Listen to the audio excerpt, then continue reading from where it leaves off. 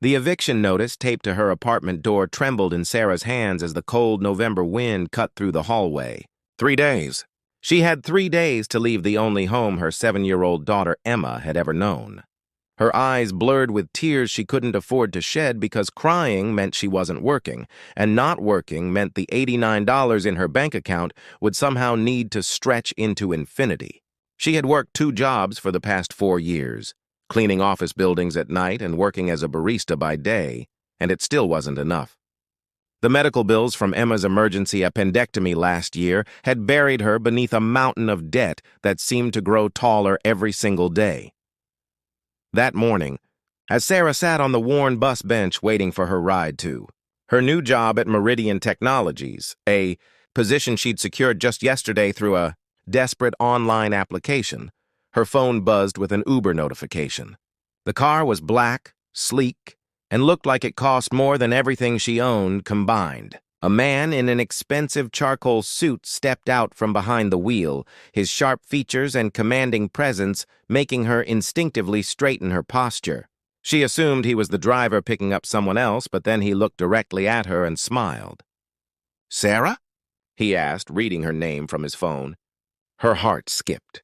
She grabbed her worn canvas bag and climbed into the back seat, relieved that her ride had arrived on time. She couldn't afford to be late. She couldn't afford to lose this job before it even started. If you believe in the power of kindness, second chances, and the transformative moments that change lives forever, please like this video, drop a comment sharing your own story of unexpected grace, and subscribe to our channel. Let's build a community that celebrates hope and human connection. The man drove in silence for the first few minutes, occasionally glancing at her in the rearview mirror with an expression she couldn't quite read. She was too nervous to make small talk, rehearsing her first-day impression in her mind. She had practiced her interview answers over and over, polishing her single professional blouse until it gleamed, borrowing Emma's father's old tie that she'd kept hidden in a box. Everything had to be perfect. This job paid almost double what she made at the coffee shop, and it was her lifeline, the rope she was clinging to before drowning completely. "First day at Meridian?" the man asked, breaking the silence. Sarah nodded, surprised he would engage in conversation. Most Uber drivers didn't, and she'd taken hundreds of rides. "Nervous?" he continued, his voice warm and genuinely curious. "Terrified," she admitted before she could catch herself. She glanced at his profile, noticing the slight smile playing at his lips. "It's a big opportunity for me. I really need this to work out." She didn't know why she was telling him this. A complete stranger, a driver she'd never see again. But there was something in his manner that invited honesty. Something that made her feel like maybe, just maybe, someone in the universe was actually listening to her. They arrived at the gleaming glass tower that housed Meridian Technologies 20 minutes later. The building stretched into the sky like a monument to success, and Sarah felt impossibly small stepping out of the car. The man remained in the driver's seat, watching her with that same unreadable expression. "Good luck, Sarah," he said. "I have a feeling you're going to do something remarkable here." She thanked him, assuming it was just polite small talk, generic encouragement for a nervous stranger. She never could have imagined that those words would turn out to be a prophecy. The first few weeks at Meridian were a blur of learning, adapting, and surviving on caffeine and determination. Sarah worked in the administrative department, handling schedules and logistics for the executive team. She arrived early, stayed late, and threw her entire heart and soul into every task. Her supervisor, Margaret, took notice almost immediately. "You have an energy about you," Margaret told her one afternoon. "Most people here are just going through the motions, but you actually care." Sarah had laughed it off, but the truth was she cared because this job meant everything. Every paycheck went toward paying down debt, building a small emergency fund, and eventually, hopefully, finding a better apartment for Emma. Then one morning, the entire office erupted in controlled chaos. A memo went out announcing a company-wide meeting in the main conference room. Rumors flew through the halls in urgent whispers. New CEO. The position had been empty for 6 months, and everyone was speculating about who would lead them. Sarah was too busy preparing documents to pay much attention until Margaret urgently whispered that she needed to come to the meeting. "Everyone from our department," Margaret said, her eyes wide. "All hands meeting. The new CEO is going to be introduced." Sarah sat in the back of the conference room, her stomach fluttering with nervous anticipation. The company had been struggling. She'd heard the worry in Margaret's voice during late-night filing sessions. Everyone needed this new CEO to be exceptional, to be someone who could turn things around. The lights dimmed.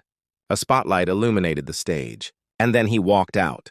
The man from the Uber, the kind stranger who had driven her on her first day. It was impossible. Sarah's hands went numb. She watched as he stood at the podium, commanding and confident, addressing the room with the voice of someone accustomed to authority. "I'm Alexander Hart," he said, and there was an undercurrent of quiet power in every syllable. "And I'm here because I believe in the potential of this company, and more importantly, because I believe in the people who make it great." Her mind was spiraling. Uber driver. CEO. Millionaire. Her hands trembled as she gripped the edge of her seat. After the presentation, as people filed out discussing the surprise appointment, Sarah tried to slip away unnoticed. But then she heard her name. "Sarah." She turned to find Alexander standing there, that same knowing smile on his face. He'd known all along. The kind questions in the car, the encouragement, the gentle way he'd listened to her fears. He had been testing her, observing her character when she had no idea who he was. "Walk with me," he said, and she followed him down the hallway into an empty conference room, her heart pounding so hard she thought it might break through her ribs. "I want to apologize for the deception," he began, his usual confidence replaced with genuine humility. "But I needed to meet you without the weight of my position between us. I needed to see who you really are." Sarah didn't understand. "I've been looking for someone special to head a new initiative we're launching, a program dedicated to supporting single parents returning to the workforce. Margaret mentioned your story, your background, and your work ethic. But I needed to see your heart, and I did. That morning in my car." Within 6 months, Sarah's life had transformed in ways she couldn't have imagined on that terrible day when the eviction notice was taped to her door. She was promoted to Director of Community Outreach and Development, leading the initiative that helped dozens of single parents find meaningful employment. Emma moved into a beautiful apartment with natural light and a view of trees. Emma's school supplies were never again a source of stress. But more than the material changes, something deeper had shifted inside Sarah. She had learned that kindness existed in unexpected places, that sometimes the universe sent angels in expensive suits, and that the darkest moments often contained the seeds of miraculous transformation. One evening, as Sarah sat across from Alexander in the company's rooftop garden, overlooking the city lights, he asked her why she thought she'd trusted him so completely on that first ride. She smiled, tears forming in her eyes. "Because you saw me," she said simply. "You didn't see my poverty or my struggles or my desperation. You saw my strength. You saw my potential. And sometimes that's all a person needs, for someone to truly see them and believe in their possibility." If this story touched your heart, if you felt the weight of Sarah's struggles and the beauty of her unexpected triumph, please share your emotions in the comments below. Tell us about a time when kindness changed your life. Like this video, subscribe to join our community of believers in second chances and human connection, and share this story with someone who needs to hear that miracles are real and grace is always possible.